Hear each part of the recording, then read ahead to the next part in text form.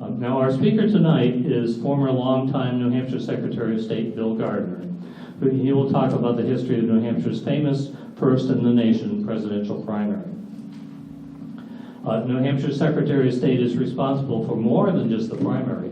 He's responsible for administering and overseeing state primaries and elections, and by state law is solely authorized to set the date for the presidential primary.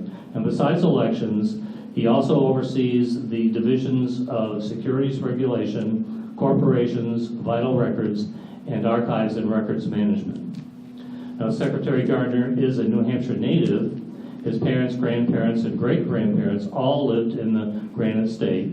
He's a graduate of the University of New Hampshire and also has a Master's of Public Administration from Harvard and a Master of Arts from the University of South Carolina, Greensboro, and an honorary doctorate in public service from St. Anselm College. In all, he worked in the New Hampshire State House from 1973 to 2022. That's 50 years of consecutive service as a constitutional officer.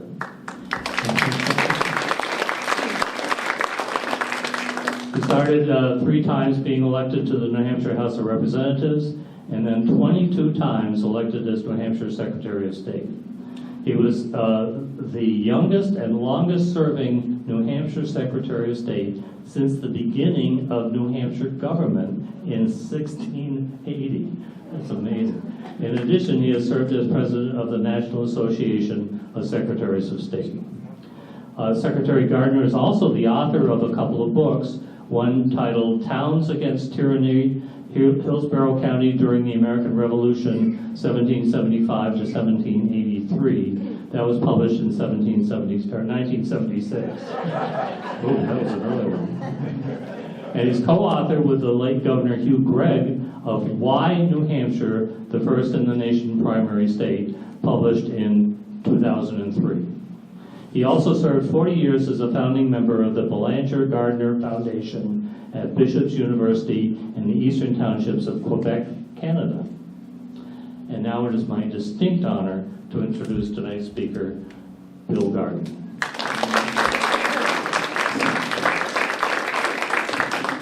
Thank you. Well, first of all, I spent a lot of time in Meredith 50-some years ago as a kid. My mother spent her summers here. Her father used to, with her mother and her siblings, her father used to drive up Friday night and then Sunday night drive back to Manchester. And then he, I was the oldest grandson. First, he had all girls, and so I was his oldest grandson, and he took me fishing, hunting. I used to come up here before it was light in the spring, lake trout fishing. We'd always start here in Meredith. So,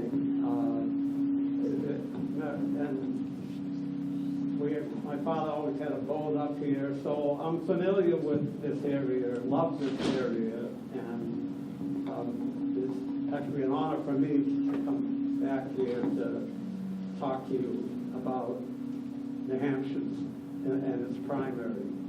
So people often ask me, you know, so don't you think it's unfair that New Hampshire always has this? And, you know, why can't we, from different states, secretaries of state or other people, and my retort to that is that there are certain things that we know of that happen in places because there's a reason for it. So the Statue of Liberty is in New York Harbor. Baltimore people can say, well, why isn't it? Why can't it be towed every couple of years and we can have it, or New Orleans can have it? Because that's a big port, and other events, social events, cultural events, sporting events. The Kentucky Derby, why is it always Kentucky? So there are things like that that have sort of grown, and there's a reason why they're there. And there's It's the same for New Hampshire. It's the same for New Hampshire and the primary. So if we, is this okay? It's now okay?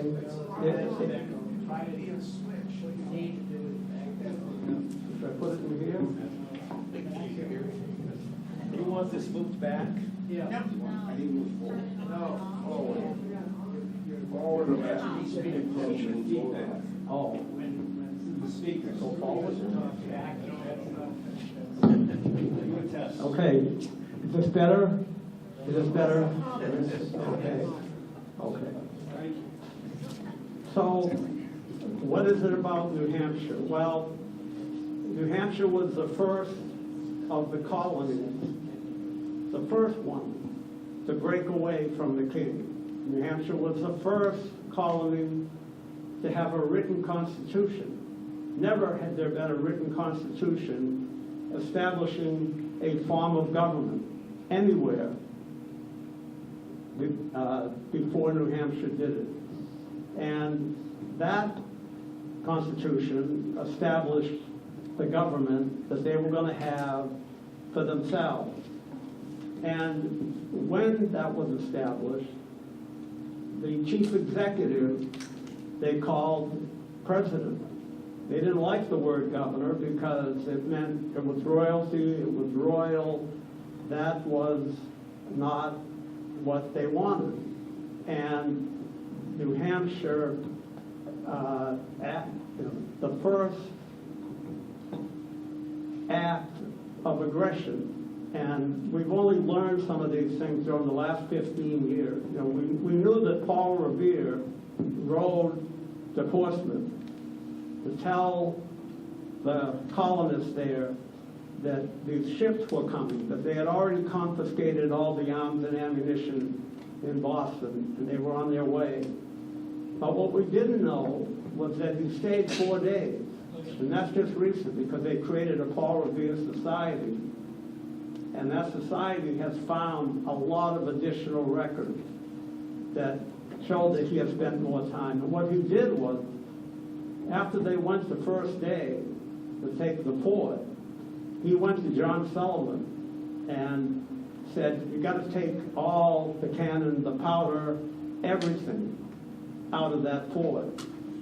And so the next day, Sullivan brought 100 additional men, and they did that. And that was what was used at Bunker Hill. You have a book in the back here that talks about the Meredith people. Well, we actually have the records of all the towns, that, particularly the southern part of the state, and how many men went to Bunker Hill.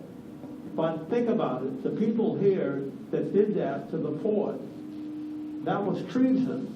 They were stealing from the king, the ultimate authority. And that was the first place here in what's now the United States that happened. That was here. So, and then separating. The only difference between what Thomas Jefferson wrote in the Declaration was that New Hampshire used the word separation. We are separated. But they also said at the end, in a sentence, they said, someday, if our rights and privileges as Englishmen are given back to us, we will consider coming back. Now, that was in January of 1776, 6 months before the Declaration. In May, they did another one, and they said, we're never coming back. We're done. We're not coming back.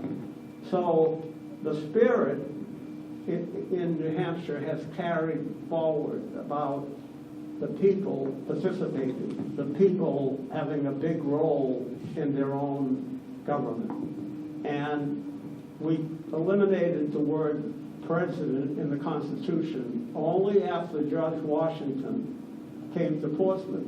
And when they were introducing him in Portsmouth, they had to introduce President Thornton, President Ware, President Sullivan, President Langdon, and President Washington. And people there at that time said, you know, out of deference to George Washington, there ought to only be one president. So our Constitution was amended to make that change, to change the word president to governor. Well, when the government was established, John Langdon was the first president of the U.S. Senate. And one of the first things that they had to do when they met, the House and the Senate, was to count the electoral votes.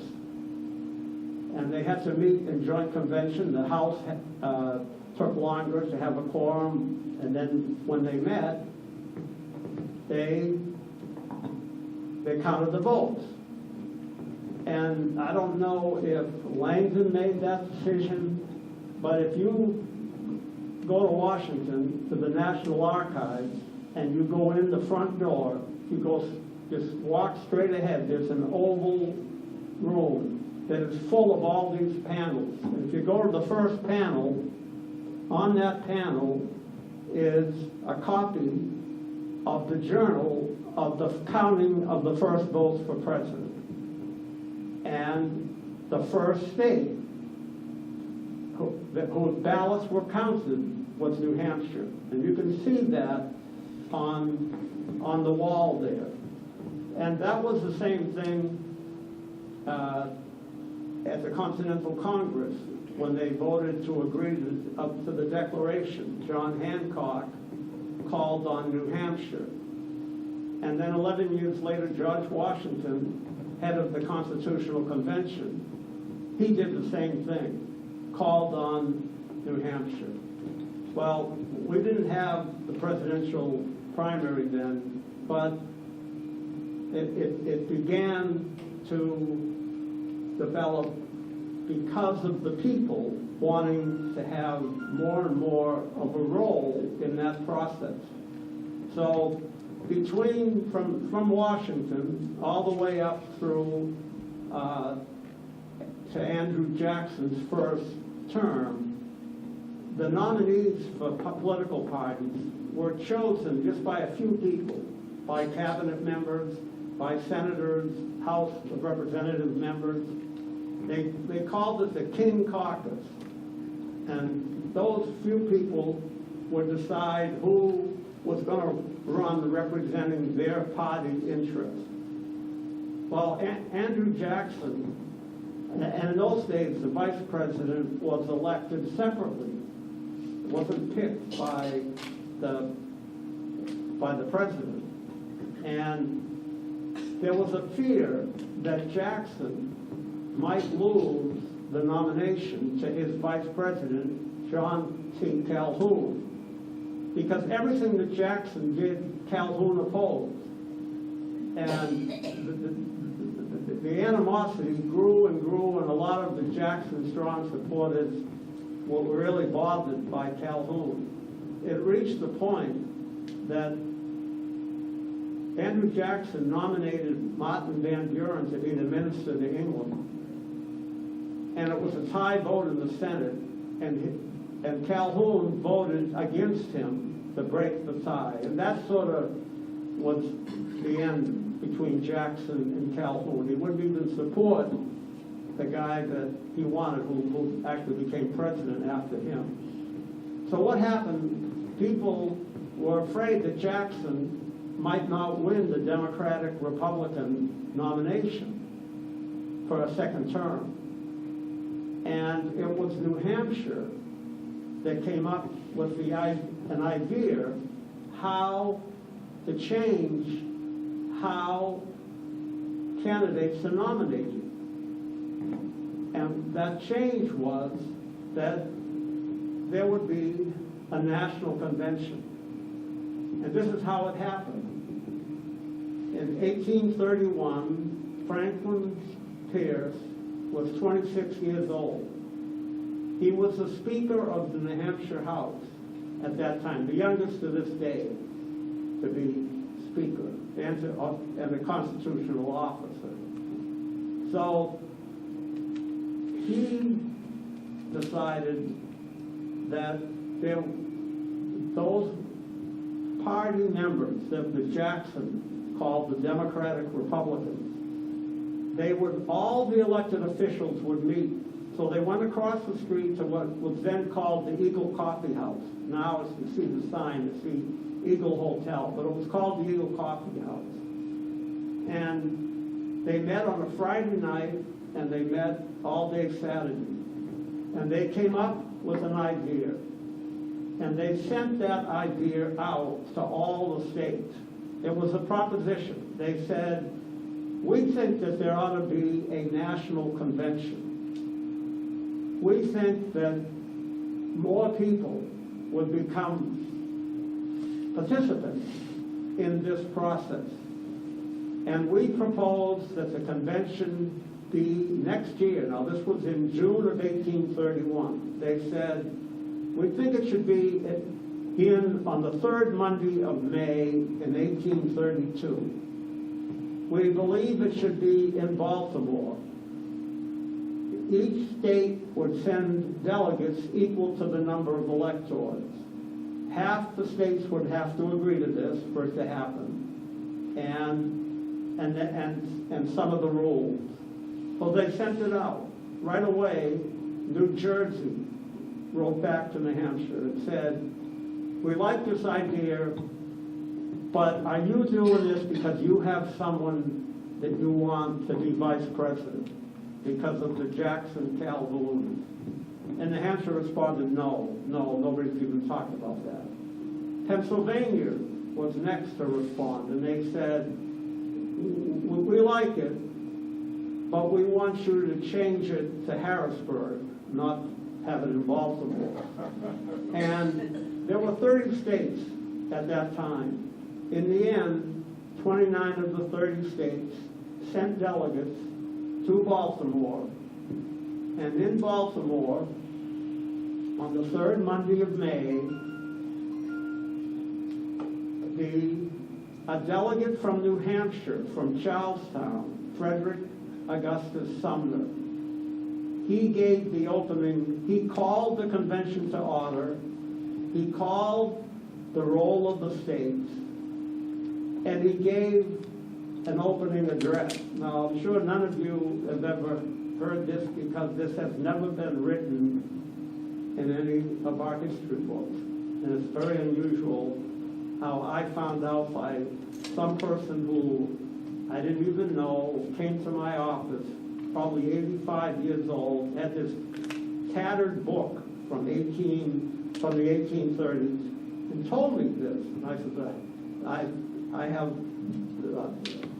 I've looked at a lot of the history books, I've never seen this. And I said, we can take credit for the primary, but this is really over the top. Oh, no. I said, well, then show it to me. He said, well, that's the problem. I can't find it, but I know it's here, and before I die, I want you to have it. So it took me almost 2 years to find it. So,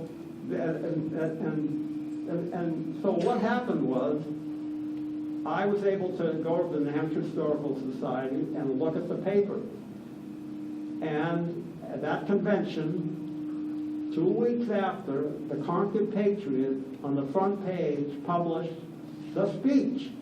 They got permission from what was called the Baltimore Republican. That was the name of the paper, but it was a Democratic paper because Democratic Republican, both words were in the name of the party. And they reprinted the article. It started with, yesterday here at the Athenaeum, delegates from all across the country met, and because New Hampshire is credited with coming up with this idea, it was a New Hampshire member who called the convention to order, called the roll, and this is what he said. And it was an incredible speech that he gave about why New Hampshire did this. Simply to let more people be part of this process. So that convention remained in Baltimore for almost 30 years. And then it got changed. And that's why I always thought, we might not have this forever. They didn't have the convention in Baltimore forever. But there are more reasons why New Hampshire. So during that period of time, up until 1878, we had elections every year. And we were the first state to have its election. So the parties would send their best orators. They would send vice presidents, cabinet members. A lot of our churches, old churches, have on the window that Vice President so-and-so came. So for the week before town meeting day, because that's when we had all our elections, they would have all these people, because if New Hampshire went for the Republicans, that was a good sign for the rest of the country. And if it didn't, it was a bad sign. And so it was very competitive. And we had that right up until 1878, when we went to 2-year terms for governor and House, Senate, Council, rather than 1 year. And so we had about a 25-year period where we were not first with elections. But then, at the beginning of the 20th century, the primary was sort of invented.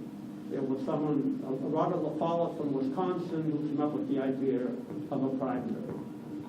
And we didn't have we had our first state primary in 1910, but we had our first presidential primary in 1916. But it wasn't the first in the nation. It wasn't established to be the first in the nation. It was originally going to be in May, and it was a Democrat who sponsored the bill that passed that made it to be in May. But before the first primary, 2 years later, it was a Republican member who said, why don't we have it at town meeting day? It'll save us some money. People will be coming out to vote anyway. It's a good time of year to vote. So it was amended to be March.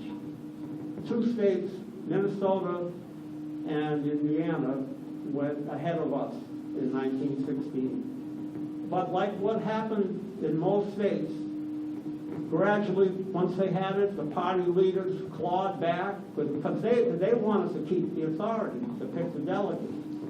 And so Indiana moved its primary to May instead of the first Tuesday of March, and Minnesota went to a caucus. So in 1920, we had the first in the nation primary. From 1920 through 1948, all you did was vote for the delegates. And the delegates simply had to go to the Secretary of State's office, pay $10, and you had your name on the ballot. And you could, be on the ballot, pledge to a certain candidate as long as that candidate approved of it. If the candidate didn't approve of it, you could be on the ballot favorable to the candidate, or you could be uncommitted. But anyone who wanted to try to be a delegate could do it, and that was the point. So that was all until through 48. In 1952, for the first time, the legislature decided, well, let's just put the names of the presidential candidates in a column. We'll still elect the delegates, so how many votes you get in the column, that doesn't matter, but we'll give people the right to make that choice. So that changed in 52, and we had a combination. That continued, and then the biggest thing that happened was in 1968, when LBJ was running for re-election. Everyone thought that it was going to be the Republicans that were going to have this fierce battle, and the Democrats were going to be easy. The incumbent president was just going to get back in. And what happened was, after the result of the Hampshire primary, instead of the Republicans having the big battle, they ended up with a nominee because of that primary. And the Democrats ended up with the most brutal next 4 months, because the little guy, on the Democratic side, the governor and one U.S. senator was a Democrat. All the party leadership was for the incumbent president. All the elected officials, Democrats, were for the president. And it ended up that McCarthy won more delegates than Johnson. And what happened around the country was rapid. I mean, people would just, can't believe this. The little guy can actually make a difference. The little guy can actually change the course of history. Look at this. Why can't we have this? And so what happened, that year we had 13 states that had primaries. The New Hampshire primary was on town meeting day. It was the last one to be on the traditional town meeting day. And there wasn't a primary until April in Illinois. So there were 5 weeks. And before the end of March, LBJ goes on national television. I remember this as a kid when this happened. And he announced he wasn't going to run again. And there it was, this huge change that resulted because of New Hampshire. And so that began the quest of the states in some cycles, the national parties in some cycles, candidates in some cycles, but the challenges came immediately. The next year, 1969, a 27-year-old Harry Reid was a member of the Nevada House. He spearheaded legislation to have Nevada go a week ahead of New Hampshire. And he got it through the House and Senate. But it was only because Governor Walter Peterson, at that time, called the governor of Nevada, Paul Laxalt, and explained to him about the history of the primary. And Governor Laxalt vetoed that bill. Now, I didn't know that until maybe 20 years ago. Secretary of State of Nevada once told me about it. He sent me all of the stuff. I knew that Nevada had tried, but I didn't know how it all had happened. So Governor Peterson, and he never told me. I interviewed him twice about the time he was when he was governor, what the primary was like. And years later, I was able to call him and ask him to come up. And I asked him, I said, you know, I talked to you about the primary, but I want you to think about the spring of 1969. What were you doing? It was just, he was at a table in my office. And he said, well, I was working on the budget, because I was Speaker of the House, and I was working on the budget. I said, do you remember a governor, Paul Laxalt? Oh, yeah, he said. He said, there were only 15 Republican governors in the country. And he said, I really hit it off with Laxalt, and I really liked him. And I said, well, do you remember calling him about the primary? And he goes, Bill, I have not thought about that since the day I did it. Yes, I did call him. Marshall Cobley, the speaker, came down. I was working on the budget, and he told me they were doing this, and he said I needed to call Governor Laxalt, so I called him, and I told him. I said, well, you know what happened? He vetoed the bill, and he said in the veto message that he did it because of his conversation with you. And he said that we didn't want to create ill will with a sister state. And even if Nevada was successful 4 years from now, some big state, rich state, they would just take it from us. So I don't want to be part of this. I said, so Walter, you know how significant that was? And I sat down with you twice for at least an hour. Said all the things that you never, but it's symbolic of a lot of people have done things to help the primary, either by supporting candidates that they've told the candidates about. There's so many little things like that. Well, that went down. But what happened a year later, 1970, the Florida legislature decides they don't have to have their primary a week ahead like Nevada tried. They only have to have it on the same day, because where do you think these candidates would rather be in December, January, February, and early March? So they pass it. Governor signs it, and they have a law that says now they're going to do the same day on our town meeting day. But they set the date. They didn't say, because our law always said town meeting day. It didn't say, it just said whatever the town meeting day was. So our legislature, during the last week of the session, was able to quickly amend the bill and change the date of town meeting. So for that 1 year, in 72, our meeting day was the first Tuesday of March, not the second Tuesday of March. So that was the battle that began. And then in 72, we had the primary first, ahead of Florida by 1 week. Then 4 of the other 5 New England states decided there ought to be a New England primary first in the nation, not just New Hampshire, but New England.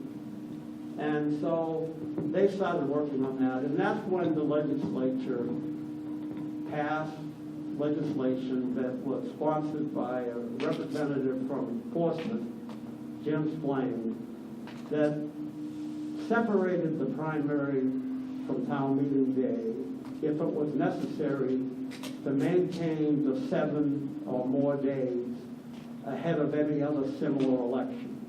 And so that passed in 75, and by 76, we have basically what we have for the law now. Now, in 76, everything was okay, but that primary was there wasn't the kind of national attention. There was attention, but so what then happened? Well, then Congress started getting into it, and there's been over 100 bills in Congress. None of them have passed, but we haven't had any for the last 10 or 15 years, and that's why the 100th anniversary we had a few years ago, it all helped building up the time. Well, 1980 came, and Puerto Rico decided that they might have a primary, and how was that affecting Hampshire? And then the national parties started getting into it. Primarily the Democratic Party. It's been the Democratic Party over the years that has paid the most attention to try to get New Hampshire's primary. Because the Republicans have pretty much left it up to the states to make that decision. But the Democrats, whenever they had a candidate for president lose, they create a commission. And that commission is part of the Democratic National Committee. And so that's why all these years, there's been all of this back and forth about if New Hampshire, is this going to be the last for New Hampshire? So this is a local story for you all. As there are many different attempts on New Hampshire, and it was between 1980 and 1984 that the Iowa-New Hampshire Alliance came into being. And New Hampshire said Iowa does what is traditionally a caucus. That's not going to trigger us. And so it was at that time that the Democratic National Committee was really focusing. And in October of 1983, I got a call from a person who I had never heard of, Nancy Pelosi. And she said, I understand that you've set the primary date for this date. And I said, yes. Well, she said, you can't do that. You've got to change it. And I said, well, you're telling me to change the date of the primary that is based on our law? Well, you can't have it because you will not have any participation at the National Convention. Well, the convention that we had a big deal in creating in the first place, right? So she said, well, I want to come up and talk to you. So she came up, brought a lawyer, came to my office. And I had no idea, never had heard of her. She had not been elected even anything at that point. But she lived in San Francisco, and the Democrats in 1984 were having their national convention at the Cow Palace in San Francisco. And the chairman of the National Party was from California. So he had made her the chair of the committee that was going to be the enforcement committee. So that was her role. I didn't know that, but she explained it to me when she came. And we had this conversation, and she said, well, will you at least tell me why that you set it for the date that you set it? And I said, well, I'll start off with our neighboring state, Vermont. Vermont's going to have a primary, and for us to have 7 or more days ahead, we have to have this date. Well, that primary is only a Republican primary. She said, the Democrats have something different going. I said, I understand that, but our primary is both a Democratic and a Republican primary.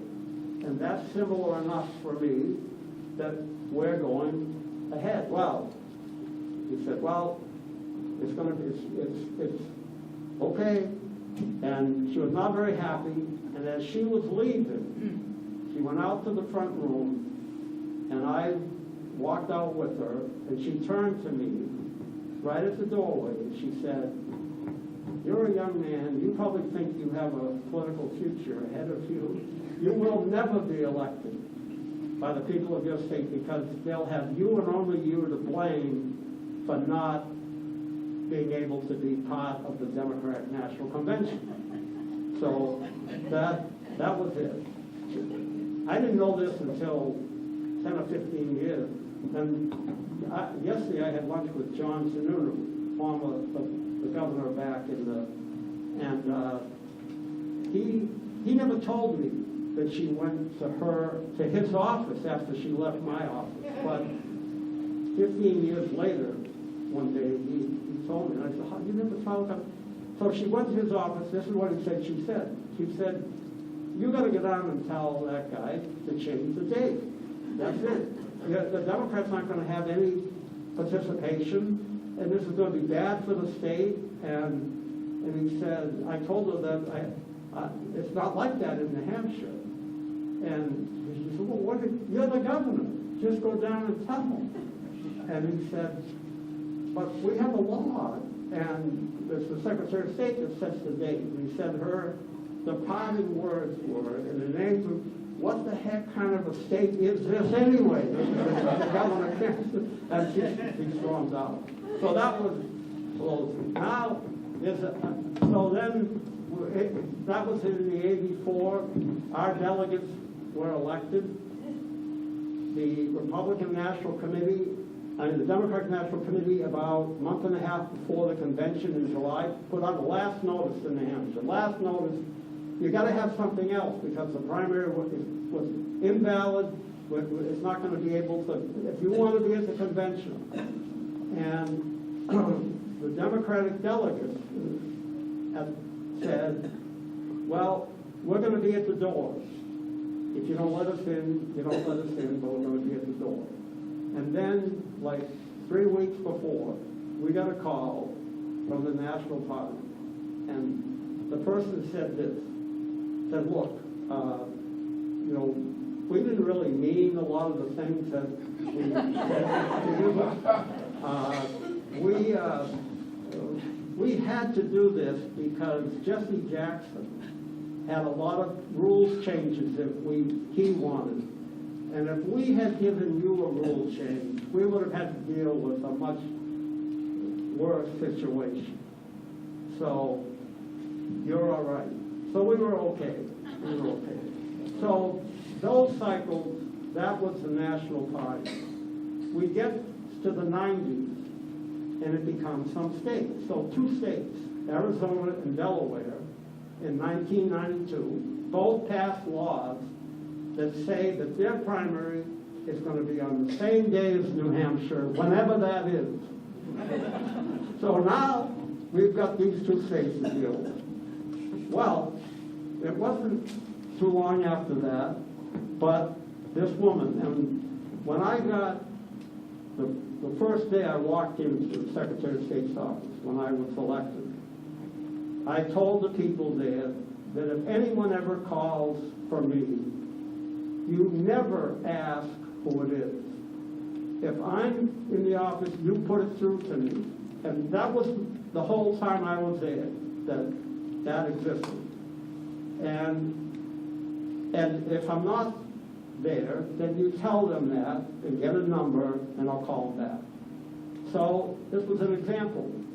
It's a woman. The woman's on the phone and she says, Mr. Gardner, I want to talk to you about the situation that New Hampshire is in right now. And I said, you mean about Arizona and Delaware? She said, yes.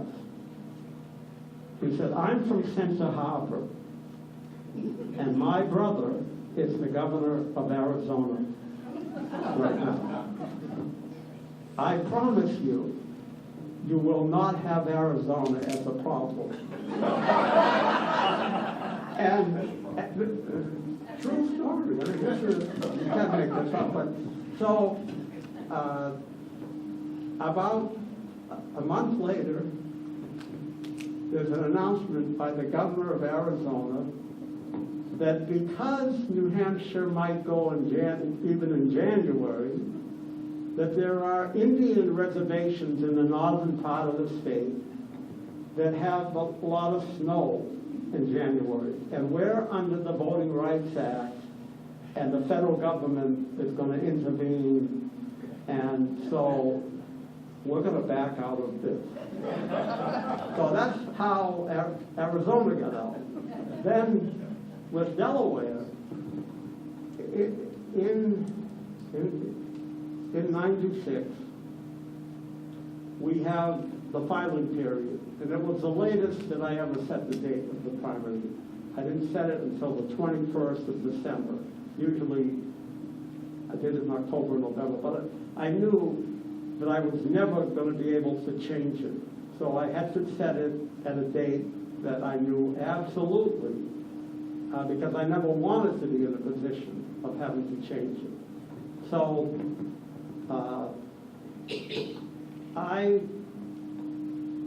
the Republicans were okay with New Hampshire. Bill Clinton was president, and he hadn't made up his mind whether he was going to file in New Hampshire, because that was the pressure from Delaware on him.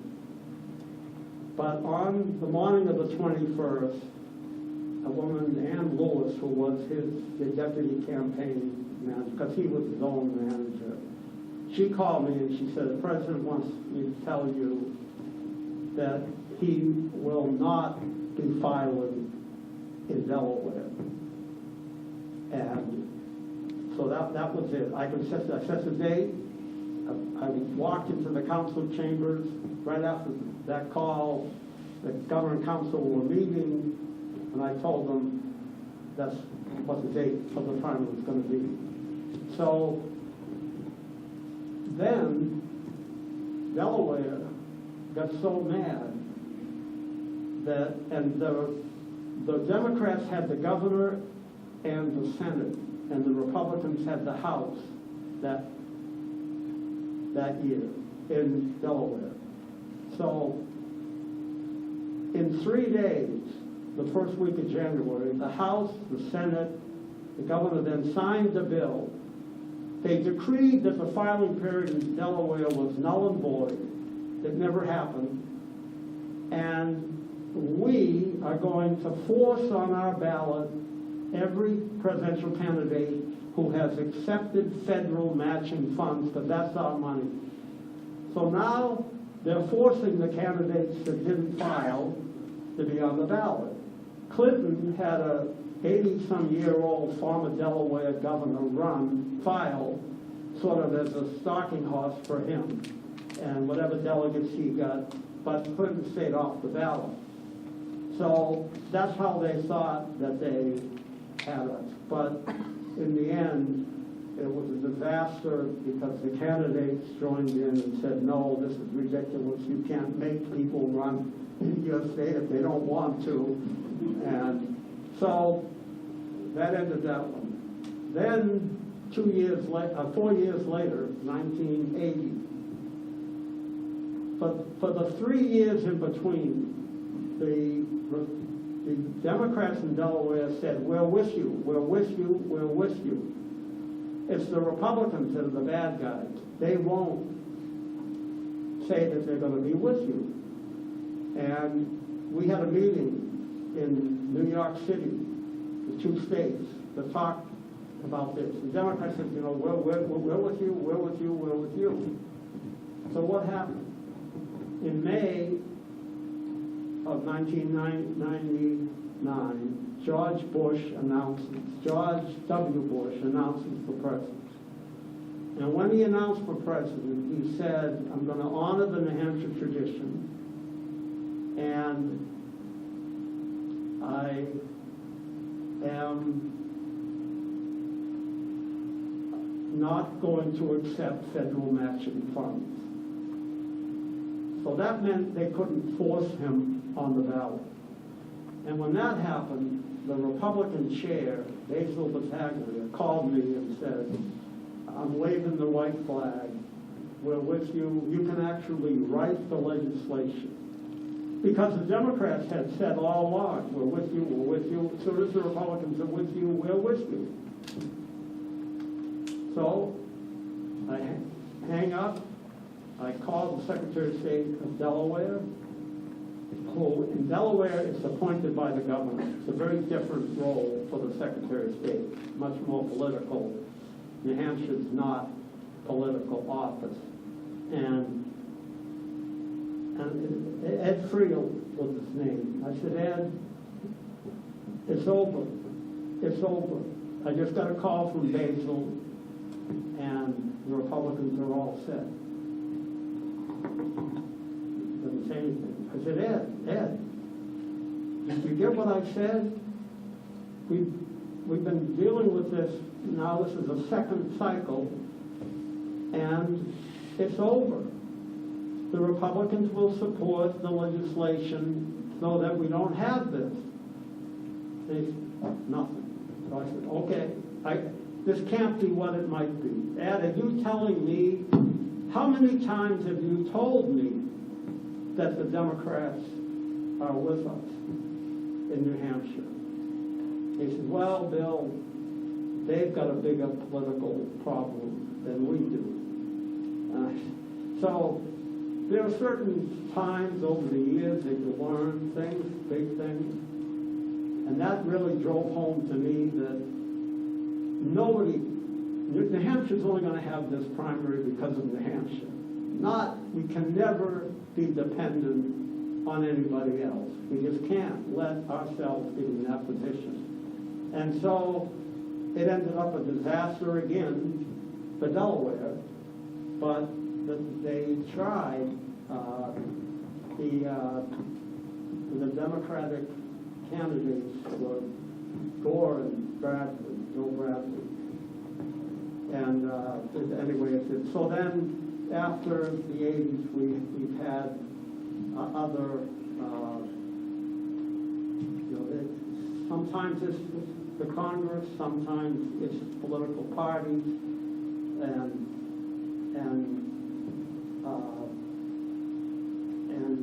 sometimes it's the candidates. But so how do we keep it? Well, we got it without taking it from anybody else. It sort of grew here, like naturally, like a tree that grows from the beginning and can be strong and sturdy, not a tree that's planted on a town street.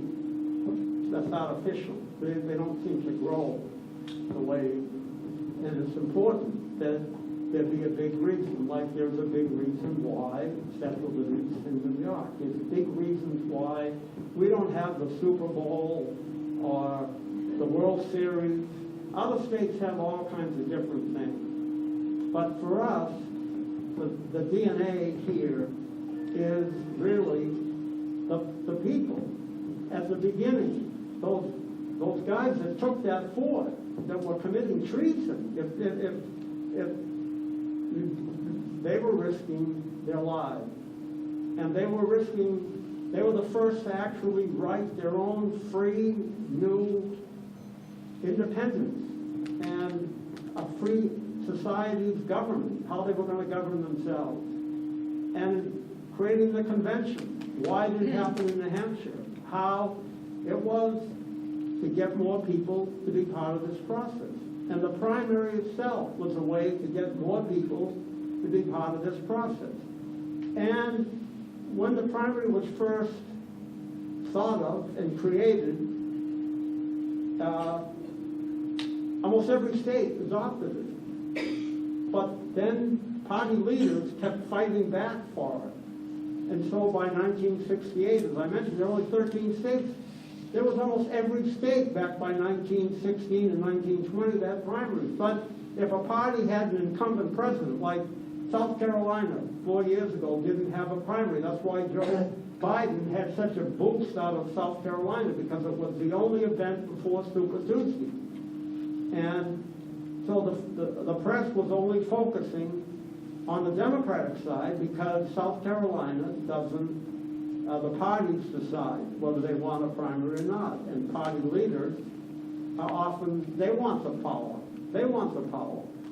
But New Hampshire has never had that struggle because New Hampshire people have been willing to pay for this primary. The primary wasn't given to us. It was decided by the people that they wanted to have this participation role. And so that's why we still have it, and we will always have it until the will of the people of this state is not to have it. And it came close back when I mentioned in the 70s, the party leaders, like 68, all the party leaders lost. It was the underdog, it was a little guy that ended up winning. And then in 72, Muskie, he didn't get 50%. And so they considered him, because his campaign manager said if we don't get 50, it's a defeat. So the party leaders were mad again. And that's why when this law was proposed in 75, there was a lot of opposition. And this year is the 50th year of that law. And we had a celebration in Concord back in May of the people that were around in the legislature at that time. And that, they talked about it. A lot of the Democrats said, get rid of it. It costs too much division. We have to spend years trying to get back together again. It does more damage to the party and the state. Now that, it was the leaders. But since then, we haven't had that. So,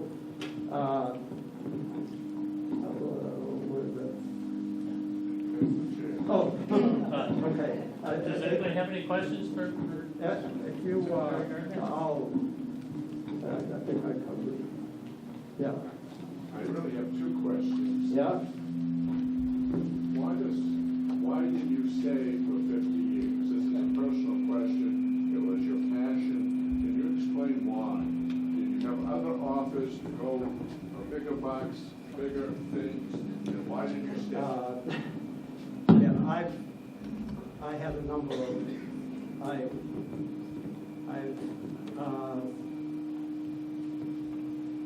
three presidents have asked me if I would come to Washington. I've had people in the business world ask me, but when I was 28 years old when I was elected. And I had been on the elections, the committee that dealt with elections in the House, when we had that election that was decided by 2 votes, the closest U.S. Senate race in history. And we had to send all our ballots to Washington. All the ballots had to be sent to Washington because the U.S. Senate decided that they were going to do a recount. They spent 5.5 months trying to do it. And they couldn't. they couldn't do it. And they said, we're going to give up. You guys have to decide what you want to do. So being on the election committee, I was part of the group that decided what were we going to do? Were we going to have a brand new election? Were we going to limit it to only the candidates that were on the ballot in November of '74? This was in late spring of '75. Were we going to limit it just to those people who were eligible to vote last 7, 8, 9 months ago? Or were we going to open it for new voters? So we had a lot of questions to decide, and we decided that. And I didn't grow up thinking I would be Secretary of State. I didn't grow up thinking one of my mother's mother and father were not really political, although I do remember my grandmother taking me with her to vote. And on the way back, and a man came to pick her up because she never had a driver's license. And he was telling her about who to vote for. And on the way back, they talked about it. And she turned to me and she said, I don't want you to tell your grandfather what I just said. Will you promise me that? So, that troubled me a bit because I loved my grandfather. He took me up here fishing, all the hunting, and so I just, what happened was the Secretary of State died in the summer of '76. And I ended up running for it, and it really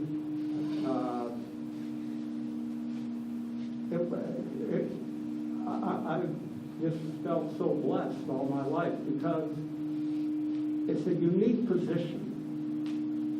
I had the most liberal, the most conservative people come in, talk to me, tell me things, and I never abused that. I never would leak it, but I saw things that most people never get to see but the reputation of the office was that it was an office, and I said this when I ran, that every person, whatever they believed, whatever party they were, would have the same treatment running for office, that they would be given the same opportunities.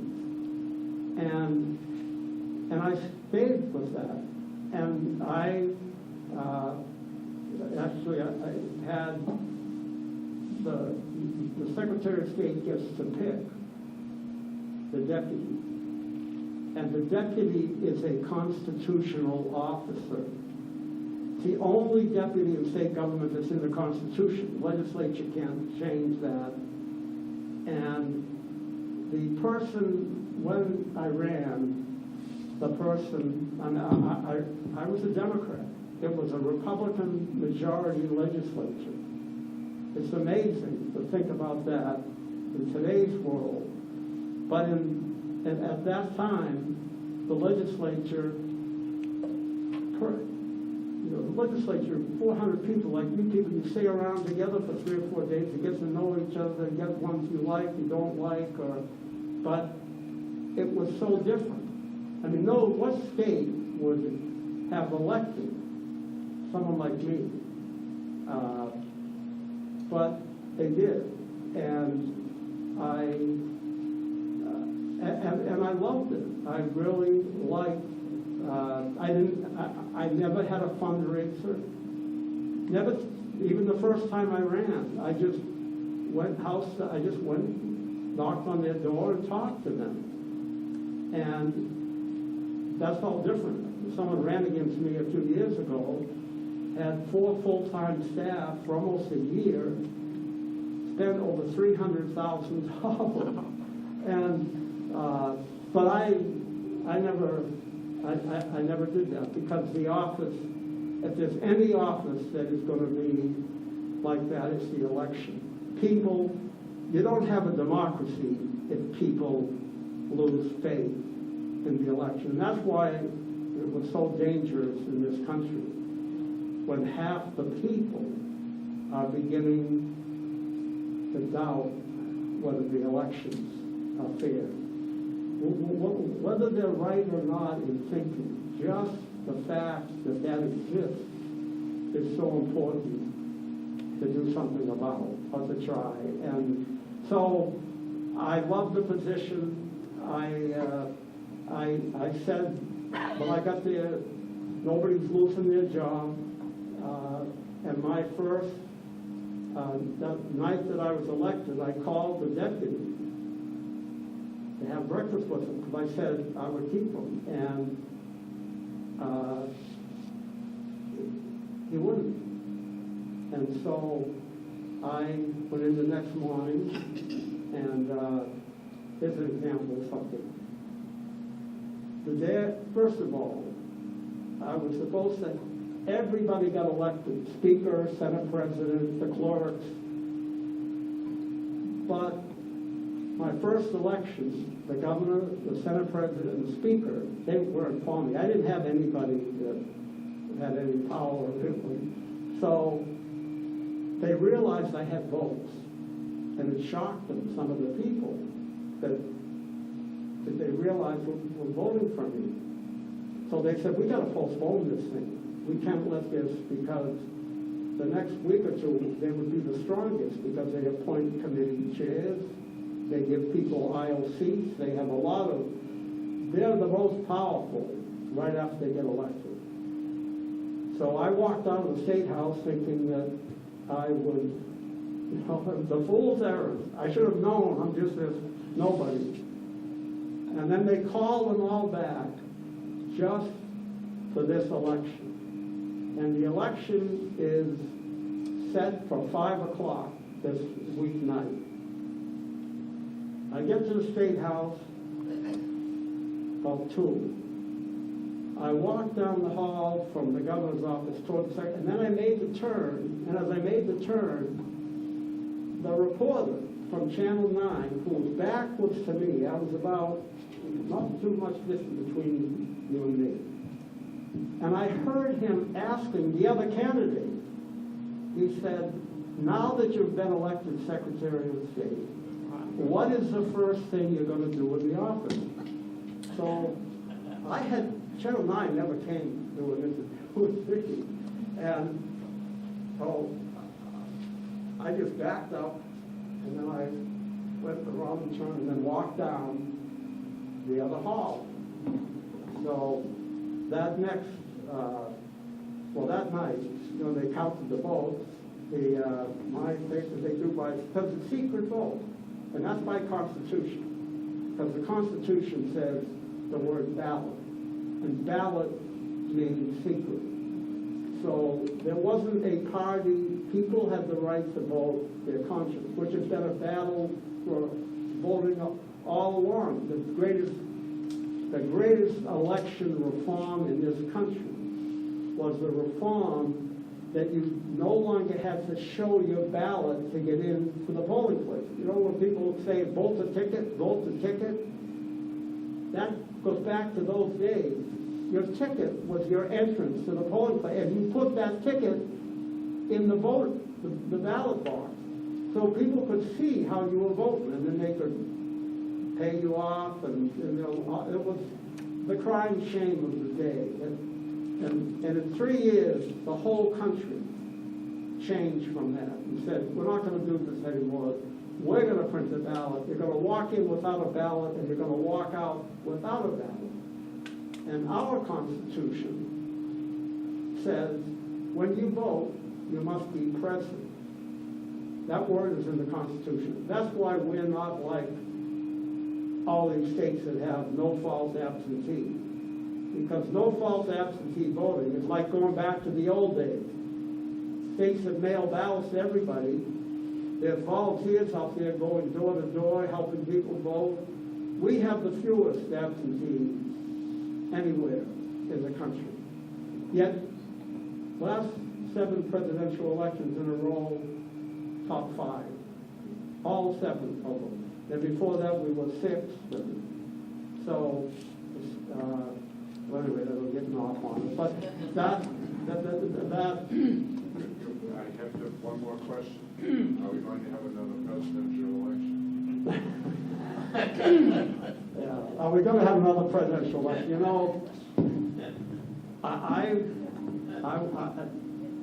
gave a speech last summer at the Amos Fortune lecture, and the topic of that speech was, will this, now this was last summer before the November election, will this 60th United States presidential election be its last? And I explained in that speech how we got to this situation where half the people in the country have doubts about the integrity of the election. Now you have to realize that 99.2 or 4% of the country is very different from us, how we registered. Because in 93, the Congress passed what they called the National Voter Registration Act. The first time Congress got involved in elections, and they referred to it as the Motor Voter Law. That law made voter registration by mail. Any political group could do the registration. Outside groups, there'd be a national form that the federal government approved. They completely took over the voter registration process. But what happens here, because we have 3 supervisors, anybody a supervisor in this room, in Meredith, all the towns have 3 supervisors. We've had that for 140 years. And they said, we think voter registration should remain in person. So we can ask, we can be sure that these people live in the town and are eligible to vote. So how do we get out of this? Well, the only way to get out of it was to have election day registration. That was the only way to get out of it. And the local officials in New Hampshire said, you know, at least they have to do it in person. So we had to do that in order to get out of that law. But that law in 93 is probably the most significant reason why Florida had all that trouble, and any other state would have had the same trouble if they had a close election, like Florida did. Georgia had all punch cards. Secretary of State at the time told me, you know, we would have been a total disaster, total disaster. Why? Because people were showing up at the polling place, and they were being told they're not on the list, they have to go. I said, well, I registered. Well, where'd you register? I registered up at Disney World.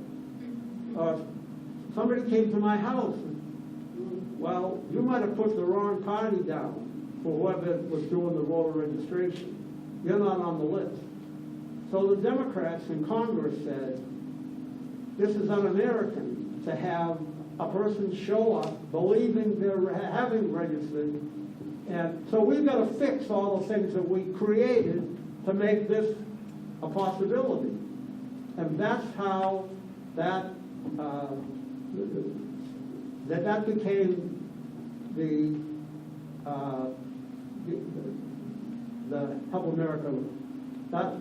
Help America Vote Act of 2002. That became that. But because we were exempt from the one in 93, we became exempt from the one in...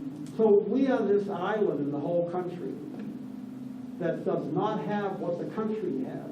That's why people here have a much different... I mean, all the polls that Andy Smith has done at UNH when people are asked how easy it is for you to vote, in the high 90th percentile.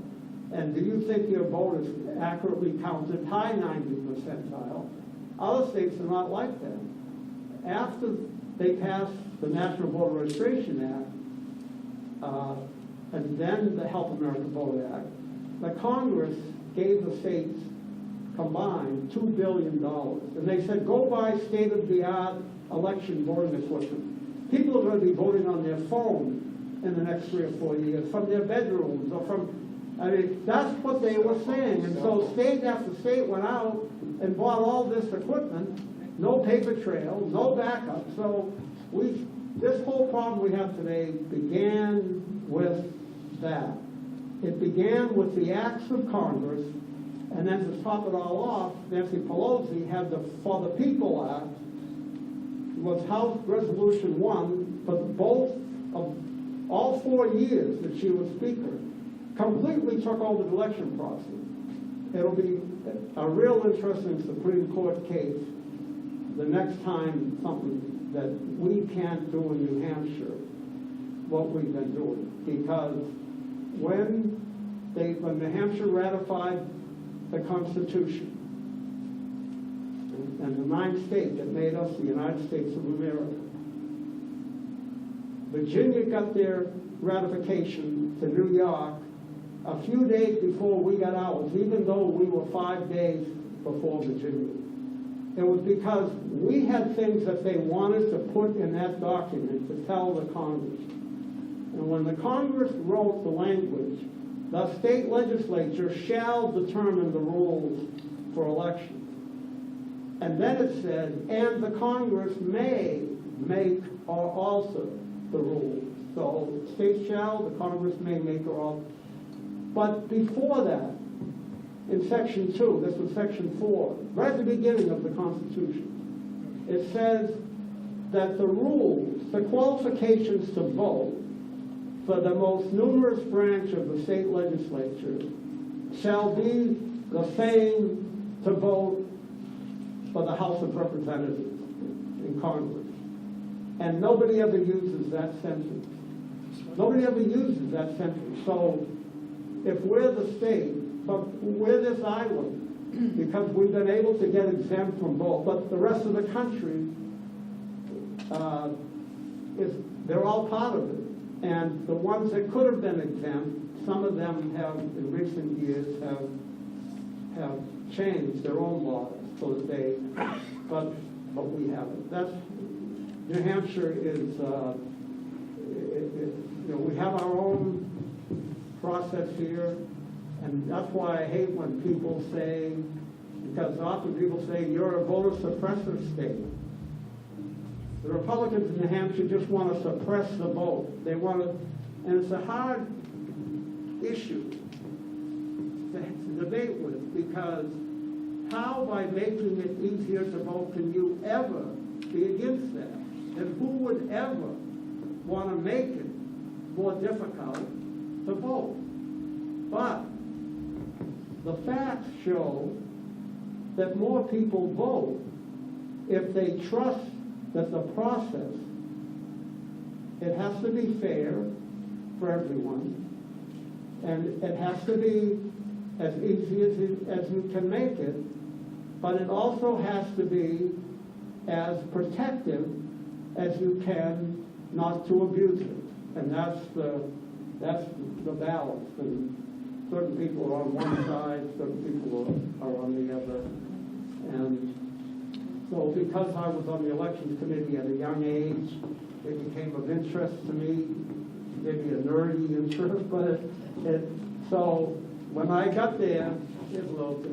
When I walked in that first day, I figured I'd be walking out in 2 years.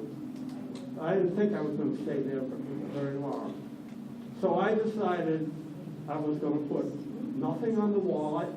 I wasn't going to change the chair, the desk, the chairs that are in the room. So I lived by that. Because I said to myself, I want to walk out as easily as I walked in. So when the day comes, I don't have this, I take down these pictures, I'm making it into some kind of and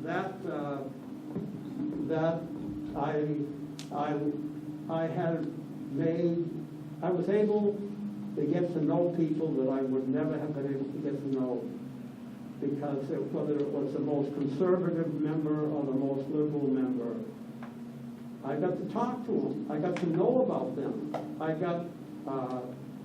And that's rare. But the position, if you keep it like that, it's so important. I mean, I've done over 550 recounts. I've had 11 recounts that ended in a tie, 30-some recounts that ended in one vote. We had the U.S. Senate vote. Before, I was like, 2 votes. This state, because it's like electing the whole Congress. There's 435 in the House. I mean, no state has anything like, we have 400 representatives. So we have a lot of recounts, a lot of close votes, and we've had the recounts, people, they don't like it sometimes when they lose, but they have had the opportunity to see every ballot, challenge any ballot they wanted, and then protest if they didn't like the final ruling by the Secretary of State, and then it goes to the Ballot Law Commission, independent. We have a strong system here, and when you vote, if you vote at your polling place, you vote here in Meredith, Yes. I can tell you every person who touched that ballot that you voted on. I can tell you who took it off the printing press, who packaged it, when it was sent to the town, who opened it up to count it, who brought it to the polling place, and who at the polling place would have given you the ballot. But an absentee ballot, you cannot do that. 5 people could touch that ballot, or more. And there's a difference.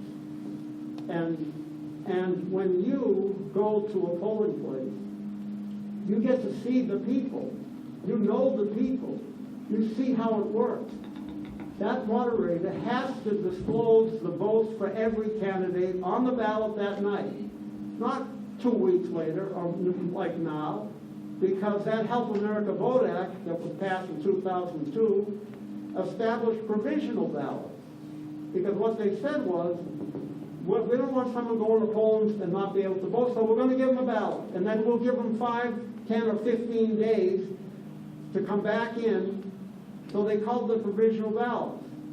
And so the first Congressional Act in '93 created all these problems. And then that act, to fix the problems, has created all these new additional problems. And that's why someone like Donald Trump could say the things that he has said and have people believe him. 20 years ago, 30 years ago, anybody saying the things that he said, no way, would amount to nothing. But the people in the rest of the country personally know what this process is. And so you have people registered to vote, voting, nobody's ever seen them, and they never have to